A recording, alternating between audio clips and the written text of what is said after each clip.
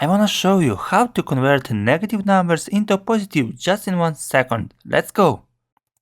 The first method is, you just select the cell and write -1. In the calculation column, you just select all negative numbers. Right click of the mouse, go to Paste Special, Paste Special. Here you select Multiply and all except borders.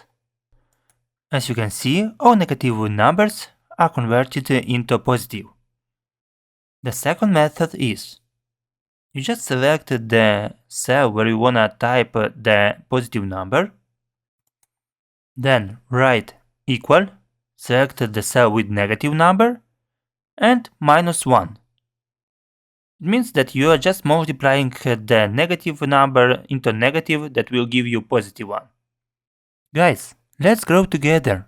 Put your like and subscribe.